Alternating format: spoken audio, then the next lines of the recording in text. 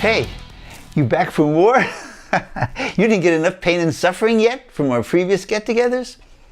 Man, just kidding, just kidding. Welcome back.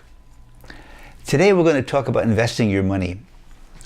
Investing, and I know you know this, is a very important subject. And for so many people these days, unfortunately, a very unpleasant one. Actually, calling it unpleasant is an understatement. For most people, investing their money has been a disaster. And one of the biggest reasons why 2 Americans in 3 over 50 can't retire. And I don't need to tell you how bad that is, do I? The good news is there's no way this has to happen. Not if you know the truth as to what to do and not to do. And that's what we'll be covering today. As we do, I think you're going to learn some really valuable stuff, okay? As we proceed, keep in mind that almost all the time when someone's talking to you about investing, they have a vested interest, and I don't have any, none. I just want you to succeed. Wouldn't manage your money if you begged me to. Broke my legs. Been there and done that. Been there and done that. And there's more. As you're about to see, almost all the time these same people that are pitching you on investing are flat out incompetent when it comes to investing, even when it comes to investing their own money. And I'm going to show you that. I'm going to prove it to you. As for me, I've been an investor in many different things, many different markets for just under 50 years now. I built a real estate company in the 80s from nothing to 5 offices and 120 people and ran it for 10 years. I was a higher gun stock investor all the way through the 90s and a very successful one. I've called all the major moves of the market. Almost all the major moves of the market, of both the stock market and the real estate market, for the last 25 years. So I know this stuff, okay? And I know the truth as to what happened to those 2 people in 3 over 50 that will never get to retire. And no way you want that happening to you, and it's not gonna, all right? So we're going to start today by showing you what not to do. Once we've done that, we'll get into what you should do, all right? Okay. As we proceed, please keep an open mind. Go out of your way to keep an open mind, because most of your adult life you've been marketed to over and over and over convince you to do the very things you shouldn't do, the very things that destroyed those people's futures. We're going to start with the stock market, okay? The stock market. What you're about to see is that investing in the stock market has been the #1 source of financial disaster hitting most of these people. And also, no way do you want to depend on it for your financial future. There's lots of other places to invest, and we'll talk about that.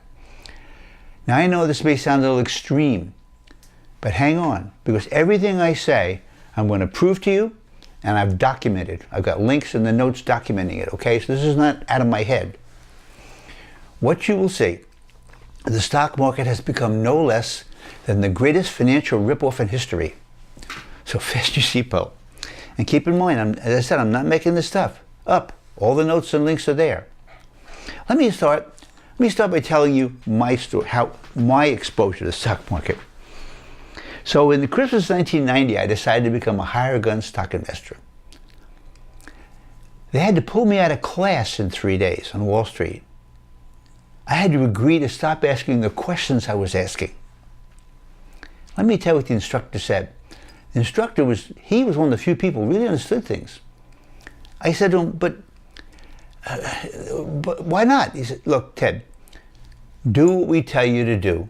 Sell what we tell you to sell. You make a lot of money.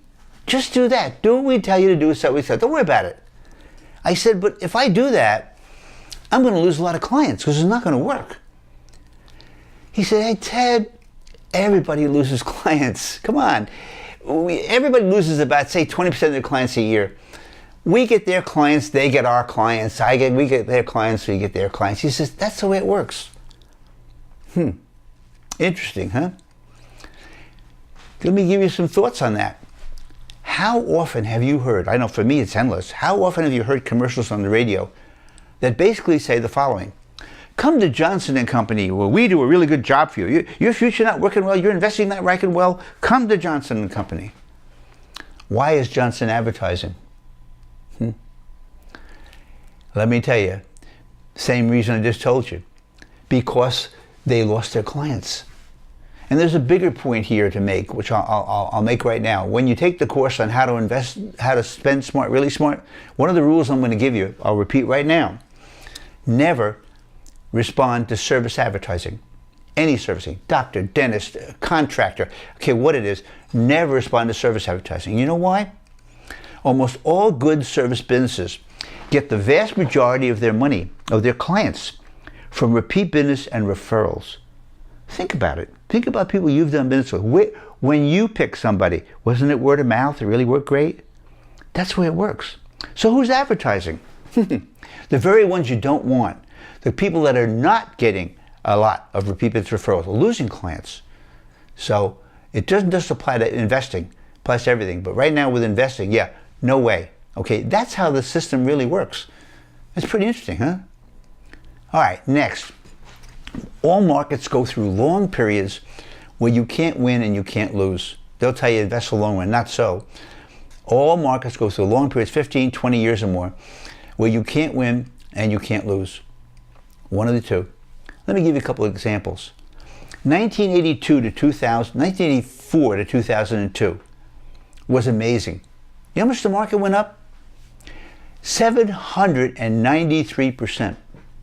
Wow. But for the investors that trusted professionals, how much do you think they made? How about 3% a year adjusted for inflation? Think about that. Let me think about that. The market went up 793%, but 700 of that percent, 90% of what it went up, they never got. Wow. Now, I'll give you a more recent story.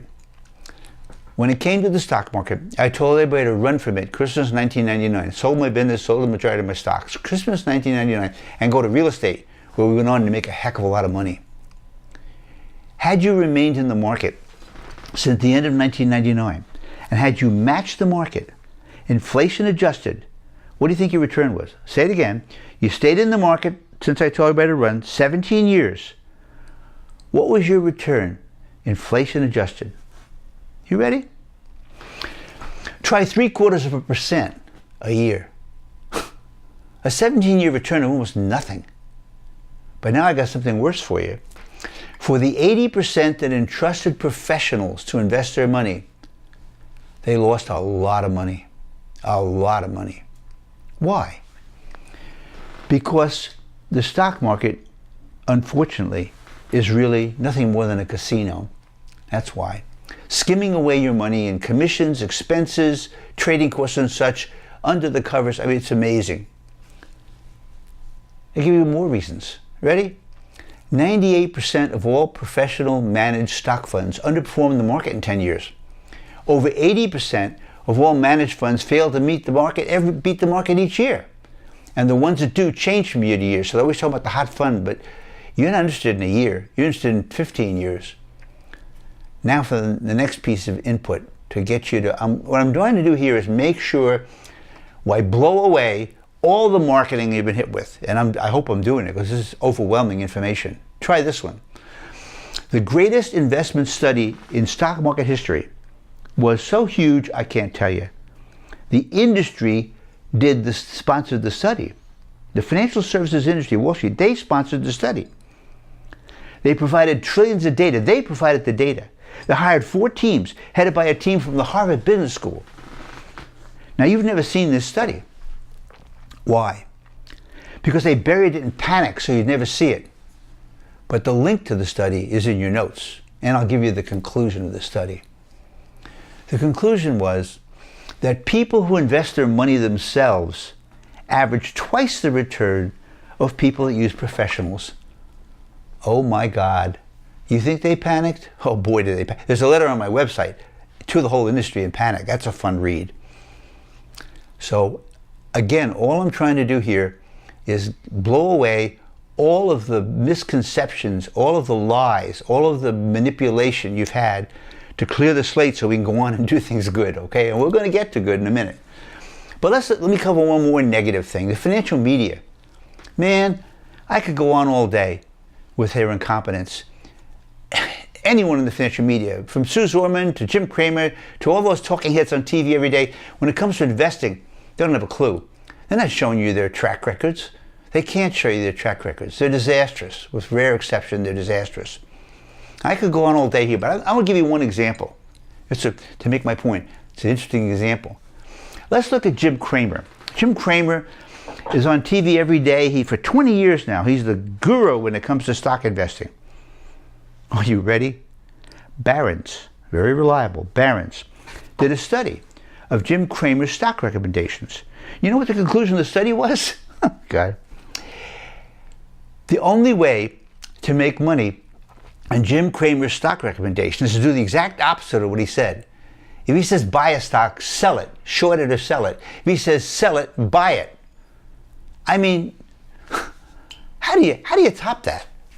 Pretty wild, huh? And that, again, the link is, this is real, okay? This is how bad it is. And has the rest of the financial media ever called Jim Cramer on this?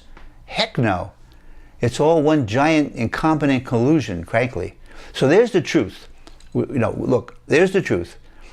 That not only is the stock market very corrupt, but you got to do your best to avoid depending on it for your future. And most important of all, and look, think back to the conclusion of that study. What is it saying?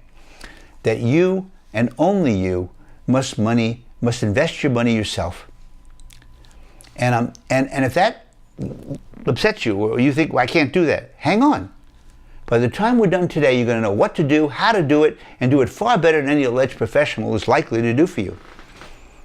Okay, so look, the first part of this, and I apologize for being a bit negative, I needed to really have you understand the nature of the thing. And we got to go a little further with that. I'm sorry, but we do. And then we'll get to what to do. We've got to next make sure you understand 3 very damaging lies you've been told. And they're lies. Over and over, they're lies. Okay? Lie number 1. That money management is so very complicated. Well, as you're about to see, it isn't. They complicated it so that you feel you need them to do your investing and advise you to get their hands on your money. Lie number 2. Experts can manage your money better than you can. Look at what you just saw. What else do I have to tell you? and look, if you're one of those ones that think you found, if you happen to find that 1 in 100, and actually you think you found that 1 in 100, because a lot of times they convince you of it, an actually competent investment advisor, professional, I got a question for you. You ever see the complete 10 to 15 year track record of your financial advisor? It's the only track record that matters. We don't care what it does this year. You're interested in 10, 15, 20 years, your future. You ever see the complete track record, 10 to 15 years, let's say, of your financial advisor, say since 2000, the complete track record of their firm? No, you haven't. Because it's almost certainly bad. They're almost certainly in that 98% failing group. But if you're lucky enough to have found someone that can show you that, shows you a great record for 10 years, especially since, say, 2000, hey, you got 1 in 100. Me, I don't even try to find such a person. The odds are just that bad. And the financial media, back to them again. You ever hear them talk about anything other than what the stock market did today, this week, this month, maybe this year? They never talk about what matters. They never talk about 10, 15, 20 years. Just about never. And you saw why. They can't. Lie number 3. Always invest for the long run. I talked about it a little bit earlier. They're always telling you that, right? Well, the truth is, as I said, all markets go through periods of substantial over and under pricing, creating long periods of time when you're pretty much guaranteed to lose, and other times when you're pretty much guaranteed to win. Let me show you a little bit, okay? Here's the truth about the last 100 years, okay? Look at that. Just look at it. Just read it yourself. I'll just take a second.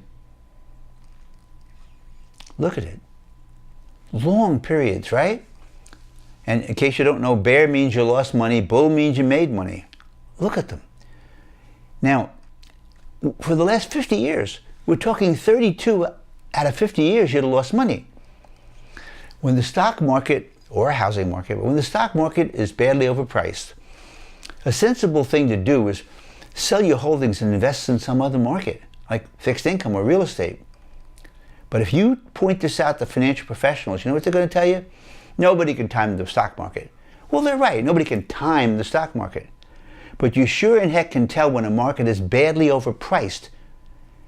And ignoring that reality is bad news. See, that's what I saw in 99 winter 2000. It was clear the stock market was badly overpriced and the housing market was very good. So, as to when the stock market is an okay or good place to be, I'll try to keep you abreast of that as best I can. So I suggest you sign up for my blog if you haven't already done so. And as for when you do invest in the stock market, there's only one thing you should invest in. Now I'm going to teach you how to invest in the stock market. Ready? Only one thing you should invest in. Index funds. Only index funds. And don't take my word for it. Heck with Ted Hutter. Here's some interesting quotes, direct quotes, from what are, without question, the two greatest investors in stock market history of the last 50 years. Warren Buffett for the last 30, and before his time, a guy named Peter Lynch. And here's exactly what they have said. Over and over. Buffett says it every other month, and has for 30 years. Peter Lynch. Most investors would be better off in an index fund. Warren Buffett. The best way to own common stocks is through an index fund. And he has an alternate quote he uses. Most people still only know index funds. Wow. For the money you do invest in the stock market, only invest in broad-based, no-load, no-commission index funds. Only. Over the long run, this one type of simple investment will outperform the others. Remember that 793% versus the 3% a year? Index funds would have given you 783 of the 793. Wow. Okay, as to what is an index fund? Not a problem. Go Google it.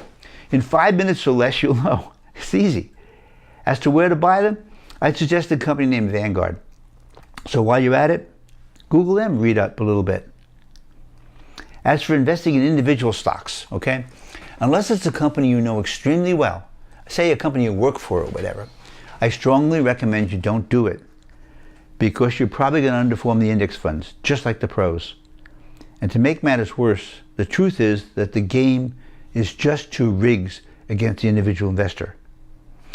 And by the way, almost all the financial advisors, almost all the pros, they never recommend index funds. You never heard about them, did you, probably? Why? They don't tell you about them. Why? You probably know, but I'll tell you. No commissions, no trading costs, no nothing. They don't make any money. Now, a little tidbit, I'll share a tidbit with you that may be useful to you. And again, it ties back to the index funds. There was a major lawsuit called Tibble versus Edison. I have the link in the notes. That was brought by the employees against their companies, big companies. And the reason they did it was because the company has what's called a fiduciary responsibility to take care of their employees, to pick what's good for them. And they didn't. What did they do? Well, Wall Street and the firms offering these services, they gave the companies several different packages. And the cheapest packages didn't include index funds. Why? Because they don't make any money. They're not going to do that. And the companies, they chose for them the cheapest answer. So what do you think happened? That suit hit the Supreme Court last year. And the employees won. It's like $80 million or more. And now what's going to happen, a lot of companies over the next 5 years are going to get sued by their employees for failing to protect their money. So there's a little story about index funds I thought you'd find interesting, and maybe if you're in the right company, very valuable. Check it out. If you have a company plan, does it have an index fund choice? And if it doesn't, if I were you, I'd darn well raise it. Okay? All right, next, let's talk about a whole lot of types of investments you're being pitched again and again and again. Maybe it's how to buy houses, how to flip houses, how to make a bundle of trading stocks and get rich, an investment that's got this great 16% return. Come on, 12% return, you can't get that. These all fall into a single category. They're too good to be true. If something is too good to be true, it's almost never, ever true. You know that. So when you hear it to do with money, it's not true. Think of this. If they could make all this money, why aren't they just doing it? If they could, if they knew how to make all that kind of money, the world would throw money at them and the word of mouth would be overwhelming. The money would come in, it would go viral. They'd be making a fortune, but they're not. They're sharing it with you. What nice guys, huh? What nice guys. I'm telling you, almost every time you get hit with this, I guarantee you, it's a con. Too good to be true is just that. Too good to be true, all right? Next, let's talk about the best investment you can ever make. The best investment you can ever make is to invest in yourself. Never lose sight of that. Say you make $50,000 a year, and you can change that. Say you can make 75, okay? Look at what that alone can mean. That's $17,000 after taxes. Say you get a 6% return. That's an amazing $230,000 in 10 years. $400,000 in 20. Think of what that alone can do for your life, your future, your financial freedom. And a heck of a lot sooner waiting you're 65. And how about working in something you like a lot more? What's that worth? So, number one investment, invest in yourself and win. And when you do, there's a couple other things you need to do this. Be sure to do your homework very thoroughly. Be thorough about your homework. It's very critical. That includes things like, if people want to think about this, which company do you want to work for? Which industry do you want to be in? Those can make huge differences. Just the company alone you choose can maybe be the key to financial success and freedom for you. Okay? And then if not, industries. In certain industries, the tech industry, things like that. So, do your homework, all right? And be sure you look at what company you work for and what industry you work in. But also, what do you do? How can you improve yourself? In education, improve whatever improvement you can make. Now, the other thing you need to do, this is now all part of getting the most from your number one investment, you, okay? You gotta be disciplined. Please, you gotta be disciplined. You wanna really have a happy life. Work at becoming as good as you can at your job and being reliable and thorough. You know, most people aren't. That gives you an edge. Most people aren't. And who do you think gets the best raises, the best promotions? People who do these things. And if you don't think that, look around you at work, where you work. Who are the people that do? Are they the cutest? Are they the ones there the longest? No. They're the people that cared enough to be reliable, thorough, and get good at what they do. These are the people that make more money. And of course, if there's any way you can get new skills by some additional education, now I'm not talking about theory now, something very practical that help you improve your thing, you do it. Okay, so now I'll stop there. There's some thoughts for you, and the notes will have more on what, for most people, and maybe you too, quite possibly, is your greatest investment of all. And it's you. It's you. Now, since we talked about education, let's look at that as our next investment. Investing in an education for your kids. The dream, the requirement, for as long as I can ever remember, you get a college degree, 4-year college degree, and you got to have that and you'll be successful. Times have really changed. College dropout rates in this country are nothing short of disastrous. And for those that do graduate, it's now 6 years, not 4. And here's more for you. 50% of last year's college graduates were unable to find a meaningful job. 50%. 51% of college graduates are working in a job that doesn't require a degree. Wow. Not exactly sounding like the best route to a successful and happy life now, does it? There's another thing. They talk about the crippling debt loads involved, but never about what it would mean if your kid went out and worked for 6 years while continuing to live at home, or the equivalent of a dorm, right? Think about that. Say they did that. Say your kid worked for 6 years. How many hundreds of thousands of dollars would he have saved in addition to the tuition money? Heck, if all your kid did was graduate high school, go to work, let me think, a waiter or a waitress, right? And lived at home. By the time they're like 24, 25 years old, they're free. Wild, isn't it? We've really had it's a twisted thing. I'm trying to untwist it for you. Now, I'm not saying you don't go to college, okay? If what you want to do is, it requires it, great. If you want to be a dentist or a doctor, an engineer, something like that, sure, you got to go to college. But liberal arts degree? Don't do it. You know, so what went wrong here on this education thing? We got the same problem as the stock market, frankly. One more time, once again, we're dealing with one more massively successful, massively destructive sales pitch from an out-of-control world, totally disconnected from reality.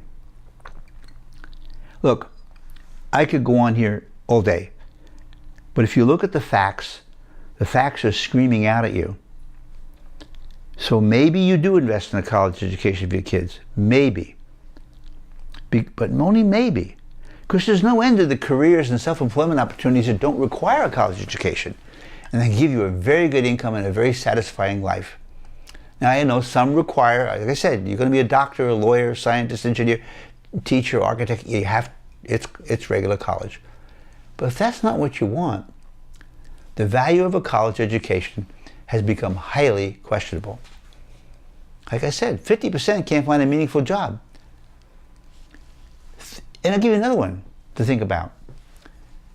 Millions of jobs are going unfilled. Did you know that 35% of all job vacancies are being unfilled because job employers can't find people with the necessary skills or experience? Wow. I'm in Silicon Valley, for example, okay? Where Indian and Asians dominate the workforce, more than black, white, and Hispanic combined. Why is that? Why is that? Who chose the right education path? Duh. So when you choose an education for your kid or yourself, ask yourself, what does it really prepare you for in the real world? Okay? And if you need to go there, the doctor, dentist, lawyer, engineer thing, yeah, okay. If not, why are you doing it? I'm thinking about liberal arts again. I'm reacting to that. It's like, what a waste of money, time, and effort. So what's happening here? You know, think about this. How much has higher education changed in the last 100 years, They haven't. Very, very, very little. So they're no longer teaching what's needed in the real world. They're just not. I mean, we're seeing it right now. This course in personal money management. They never taught you a thing. Bingo. What's happening, let me tell you what's happening out in the real world. I'm from the real world, okay? Employers value the skill. Now more and more they value the skills and the experience you walk in the door with. They don't have the time or the money to teach you the skills you need. They want people productive when they walk through the door. So you don't have those skills and you got the degree and you compete with somebody who does, you're done. And these skills can be acquired in a lot more places than a four-year academic institution. How about the internet? It's become an awesome source of education today, hasn't it? And it's getting more so every year. I'm an example right here. How about a 2-year degree? Or an online degree or certification, or trade or technical school, real-world experience, any combination of these. These alternatives may end up costing a heck of a lot less than a 4-year college and providing a better entrance to the workforce. Maybe your kid's best path to start his own business, his or her own business.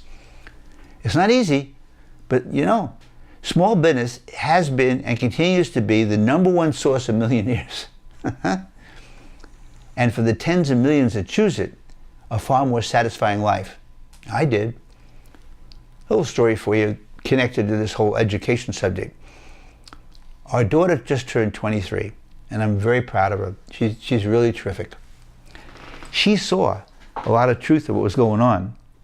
So we decided, all three of us, my wife and daughter and I, that the best route for her was to get a 2-year community college degree while also working part-time, get real work experience, save money, and then go out in the real world. And then whenever she felt she needed or wanted extra education, go learn that, whatever that is. So we did that. And baby, she is off and running. It has worked so well. She's got a great starting job. She's very happy with the path she chose. In the process, she even bought herself a great car. cash, a really good car. And she's got over $10,000 in the bank. Huh? 23 years old, owns a great car, owes nothing, and 10 grand in the bank, and rocking. And it's not because she's that smart, it's the right path. So please, on your kids, think about that. And you know, another piece, which I'll use my daughter as an example, okay? What do you think her employer said when they chose her over the others? Because she had a track record of working successfully and reliably in the real world, and had learned all kinds of people skills and managing skills and other skills when she walked in the door. So she blew away the people with the degrees, with the 4-year degrees. All right, so there you go. We're done with that subject, investing in education. An investment that for most people has probably been the second biggest investment they ever made, second only to buying a home. Think about it. Other than a home, hasn't education become the biggest investment of all for most people? Okay. Speaking of investing in a home, time for the next investment, a personal residence. Now, if your reason for buying a house is that it's always a good investment, that's not so.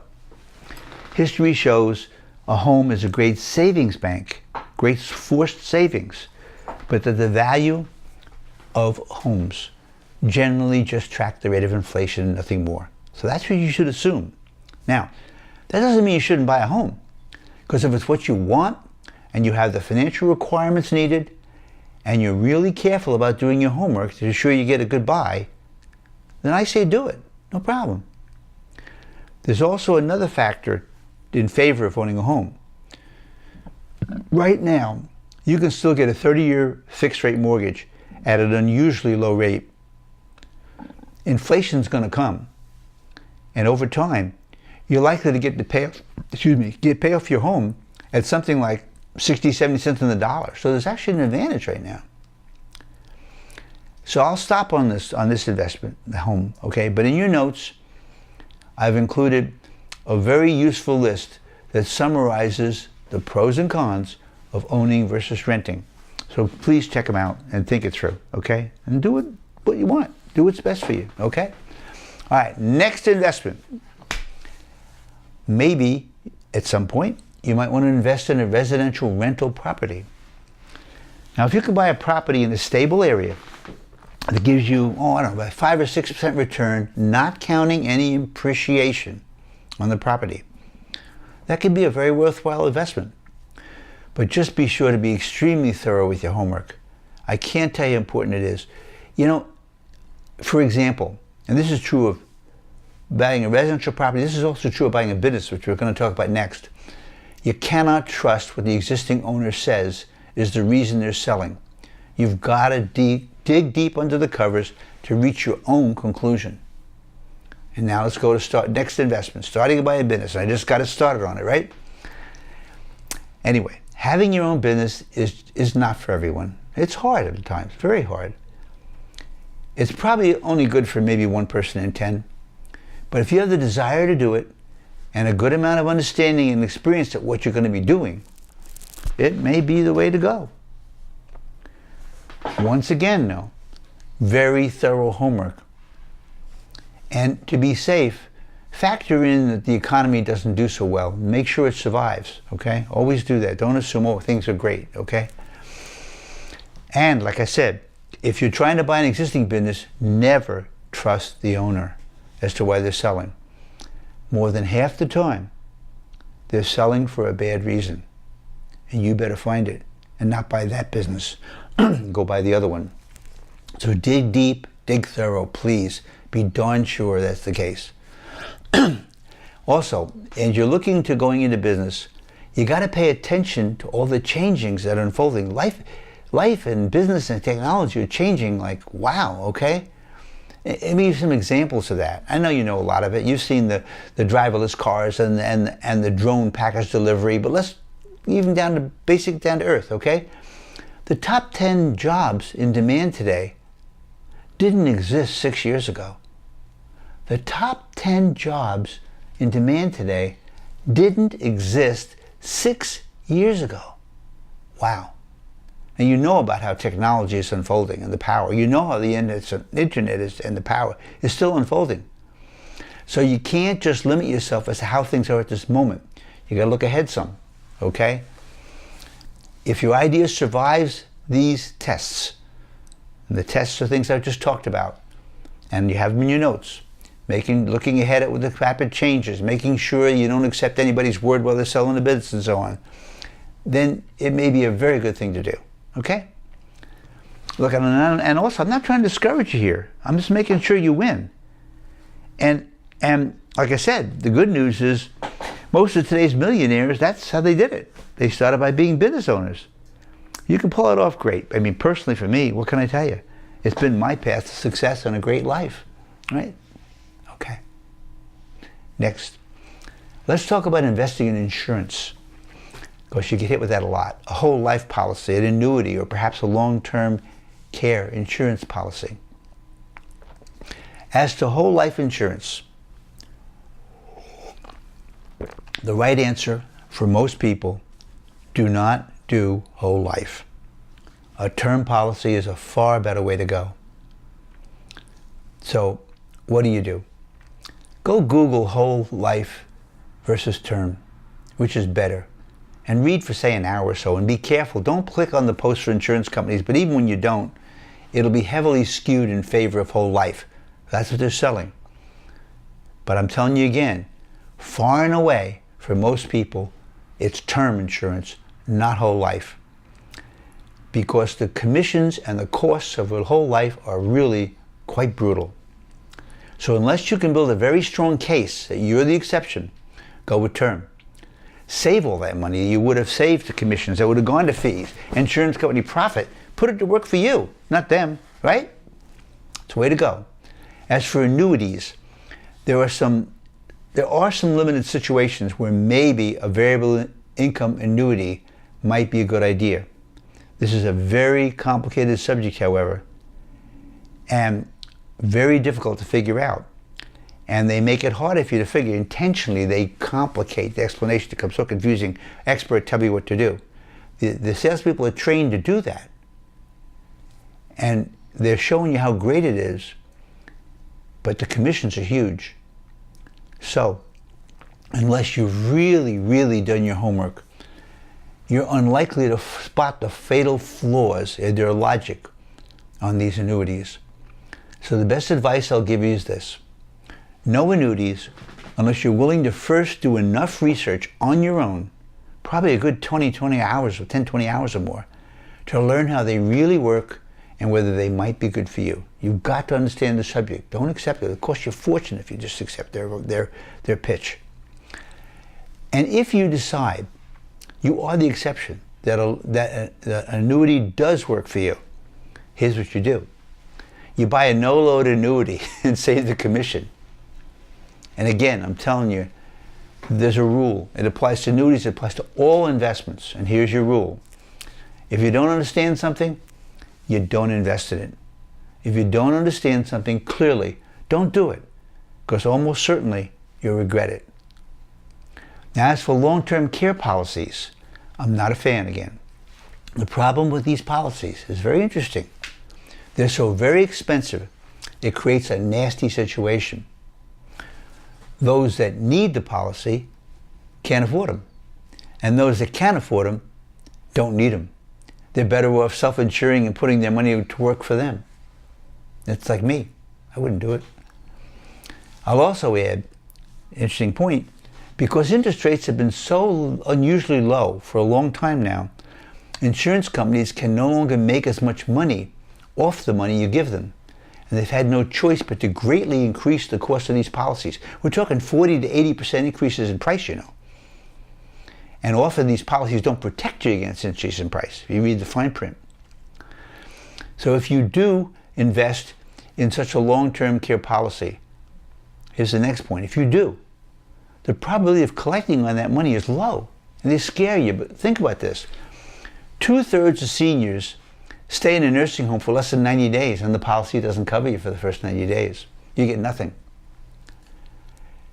Fewer than 6% of those admitted will stay for 2 years. And fewer than 4% of seniors currently reside in a nursing home. Wow. Now, you get afraid, you get scared, but you got to look at the practicalities. And I'm not telling you what to do, I'm giving you the facts, okay? It's your decision. Best way to go? I believe it's better to concentrate on seeing to it you do a good job of funding your retirement, funding your financial freedom with a combination of sources, such as your Social Security, pensions, and most importantly, the money you save from all these, especially from these courses. I'm showing you how to save enormous amounts of money. Save them. And you're not going to need to spend all these extremely expensive and often never get to use them policies. Okay? Next investment, gold and silver. Do I think gold and silver are a good investment? Huh? I'm going to surprise you. Yeah, I do. I bet you didn't expect that. Yes, I do. And here's why. We live in a time where there's a lot of uncertainty going forward. And part of the uncertainty, unfortunately, is the value of money, the value of currencies. There's no guarantees. I can think of things that could happen, they're very unlikely, that could be devastating to the US dollar, for example. And we've seen in other countries this happens. Their currency becomes almost worthless or worthless. Now, so what do I think? That's not likely. Give me a percent. I don't know, 5%, one chance in 20 in the next 30 years or whatever. Okay. But don't you insure against, what's the chance you're going to have a big auto accident? Somebody will sue you. Very low. But you insure against it, don't you? So that's what I'm talking about with gold and silver. I'm not don't invest in, I'm not recommending you invest in gold and silver. I'm saying you just want to have a small amount. And by the way, physically in your possession, don't trust anybody on that. You want to hold the gold and silver. But again, you're not investing. I'm not recommending you investing, okay? And if you own a little gold and silver, don't worry about the day-to-day prices or the month or year's prices. Consider it an insurance policy, and hopefully a free one. I think by and large you'll find it is a free one, provided the price you paid is somewhat similar to what it sells for on average. Now, as to how much gold and silver, I don't know, maybe 5% of your net worth. But I'll give you a minimum, something like $5,000. Now, why am I saying that? Say something really bad does happen.